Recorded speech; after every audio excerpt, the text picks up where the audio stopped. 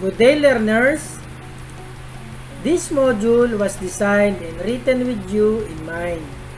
It is here to help you master formulating the rule in finding the nth term using different strategies and differentiating expression from equation. The scope of this module permits it to be used in many different learning situations. The language used recognizes the diverse vocabulary level of students. The lessons are arranged to follow the standard sequence of the course, but the order in which you read them can be changed to correspond with the textbook you are now using.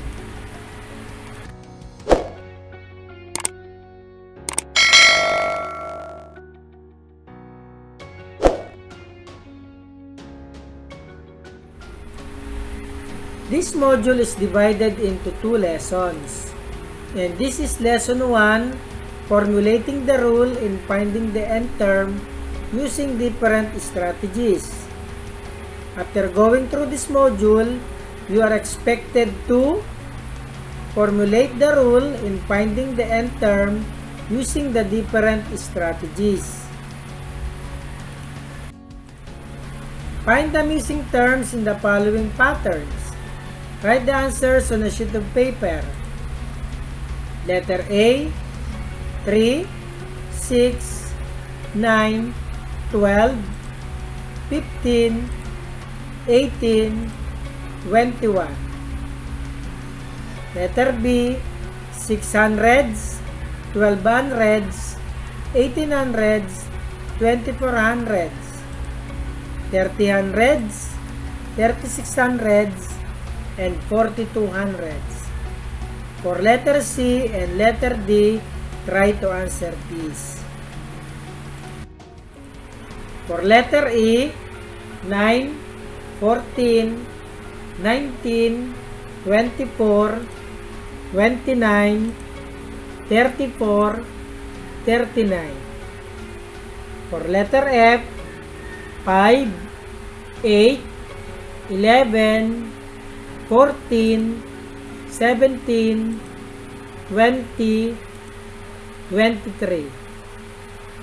Letter G, negative 6, negative 4, negative 2, 0, 2, 4, 6. Then try to answer letter H, I, and J. And this is Module 2, Lesson 1, Formulating the Rule in Finding the Nth Term Using Different Strategies. Numbers are not only used for counting or measuring. They are also used to identify order and sequences. One good example is the use of numbers for identifying location and one's address. Most addresses follow a certain process or sequence. There is a good reason why most streets are named as First Street, Second Street, Third Street, and so on. What's in? Name the solid shape that can be formed by its net. Write the answers on a sheet of paper. Number 1, that is cone. Number 2, cube. Number 3, cylinder. 4, that is triangular pyramid. And number 5, triangular prism.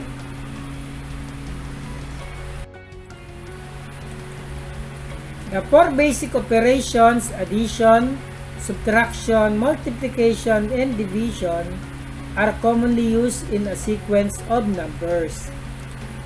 In the Fibonacci numbers, a set of numbers that starts with 1 or a 0 followed by 1, you start with the first 2 numbers. The succeeding numbers are the sum of the previous 2.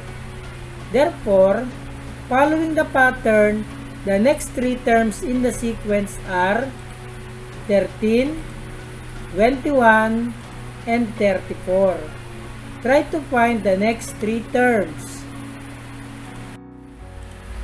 Numbers, figures, objects, or symbols arranged in a definite order or sequence is often encountered in mathematics. For instance, A, 2, 4, 6. Letter B, C, A, D, G, J. Numbers in A, figures in B, and letters in C are arranged in a definite order using the given sequences. What is the next number in A? What is the next figure in B? And what is the next letter in C? The nth term of a sequence. A sequence is a set of numbers written in a spatial order by the application of a definite rule. Each number in the sequence is called a term. Patterns and rules will help us to continue a given sequence of numbers, figures, or to fill in the missing numbers or symbols. Example 1.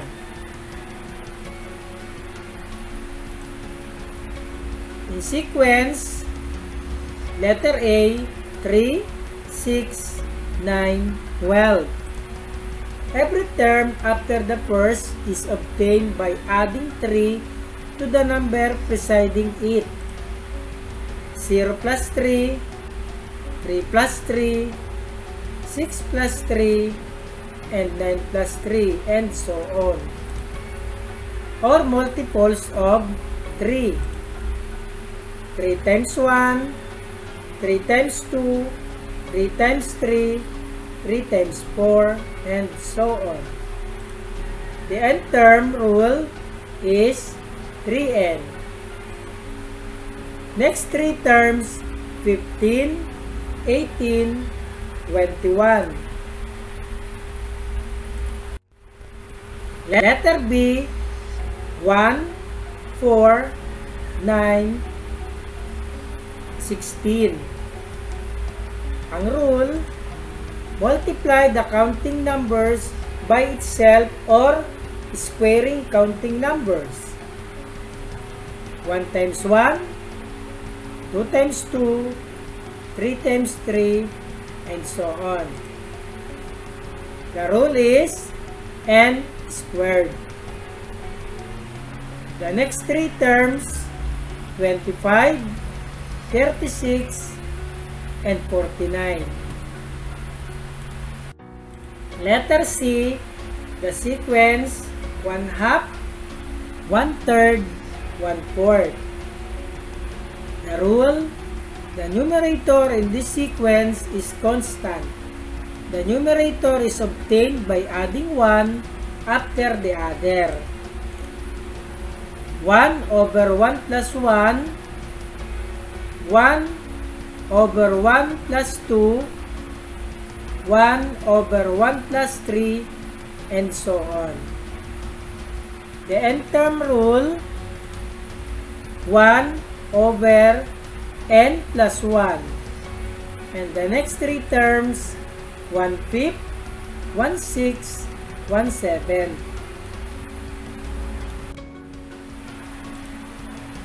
For letter D, 3, 1, -1, -3.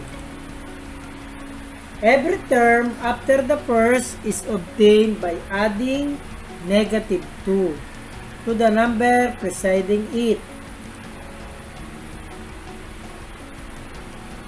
The nth term rule, -2 multiplied by n minus 1 plus 3 or 5 minus 2n. And the next three terms, -5, -7, -9. Example 2. Look for a pattern, then write the next 3 terms. Sequence, next 3 terms. Number 1, A, 2B, 3C, 4D. The next 3 terms, 5E, 6F, 7G. Number 2, A plus B, A plus 2B. The next 3 terms, A plus 3B, A plus 4B, A plus 5B.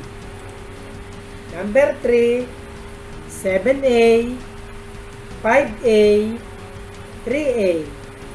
The next 3 terms, A, negative A, negative 3A. Example 3. Use counting numbers to easily find the rule. Letter A, 2, 3, 4, 5. So 1 plus 1 equals 2. 2 plus 1 equals 3. 3 plus 1 equals 4. 4 plus 1 equals 5. The rule is n plus 1. For letter B, 2, 4, 6, 8. So that is 2 times 1 equals 2. 2 times 2 equals 4. 2 times 3 equals 6. 2 times 4 equals 8. So the rule is 2 times n or 2n. For letter C, 2, 5, 8, 11. So 3 times 1 minus 1 equals 2. 3 times 2 minus 1 equals 5. 3 times 3 minus 1 equals 8. 3 times 4 minus 1 equals 11. The rule is 3 times n minus 1. For letter D, 1 fifth, 3 fifths, 5 fifths, 7 fifths. 2 times 1 minus 1 over 5 equals 1 fifth. 2 times 2 minus 1 over 5 equals 3 fifths. 2 times 3 minus 1 over 5 equals 5 fifths. 2 times 4 minus 1 over 5 equals 7 fifths. The rule is 2 times n minus 1 over 5.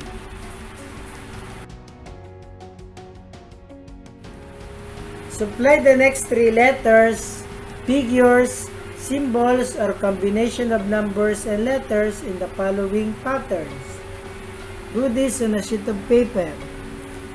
Number 1, J, L, N, P. The next 3 patterns are R, T, V. Number 2, T, S, R, Q. The next 3 patterns are P, O, N. Then try to answer numbers 3, 4, and 5. Solve each problem on a sheet of paper. Number 1. Complete the pattern. 7, 12, 22, 37, 57, 82, and 122. Number 2, what are the missing numbers in the sequence? 5, 10, 8, 13, 11, 16, 14. Then try to answer number 3, 4, and 5. Fill in each blank with the correct term to complete the statement. Choose from the words inside the box. Write the answers on a sheet of paper. Number 1. A set of numbers written in a spatial order by the application of a definite rule is called a sequence. For number 2, each number in a sequence is called a term. Then try to answer number 3. We can look for a blank, guess and check, or word backwards to blank the role in finding the nth term of a sequence. Read and solve its problem. Then write the rule for finding the nth term on a sheet of paper. Number 1. In a small theater, the first row has 10 seats. The second row has 12 and the third row has 14. There are 24 rows in the theater. Letter A. Which row has 40 seats? The answer is 16th row. How many seats are on the 7th row? There are 22 seats. Letter C. How many seats are there in the theater? There are 792 seats. And what is the role? 2n or 2 times n. Then try to answer number 2. Mr. De La Luna increased his son's allowance who is studying in a university. He gave him 3,000 pesos on the first month, 3,300 pesos on the second month, 3,600 pesos on the third month, and so on. Letter A. How much will his son receive on the 7th month? B. How much will he receive in 10 months? And what is the rule? The table below shows a pattern of numbers. Complete then answer the questions that follow. Perform this on a sheet of paper.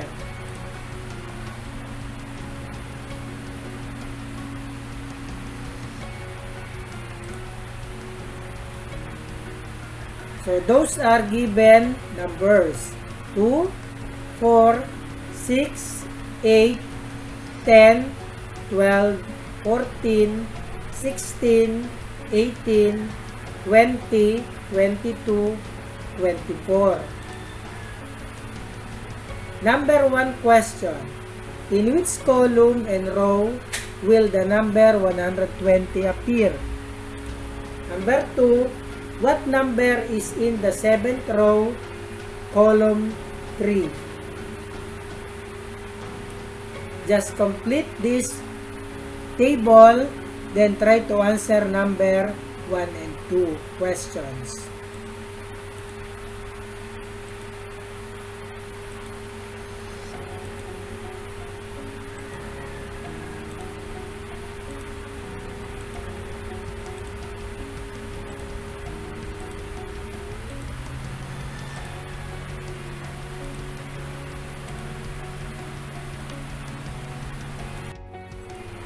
Read and solve the problem on a sheet of paper. A pile of blocks has 40 blocks in the bottom row, 36 blocks in the second row, 32 blocks on the third row, and so on until there are only 4 blocks on the top row. How many blocks are there in the 7th row? How many blocks are there in all? Maraming salamat muli sa inyong panonood. Thank you sa inyong mga likes, sa mga comments, at sa mga share. Hanggang sa muli, paalam!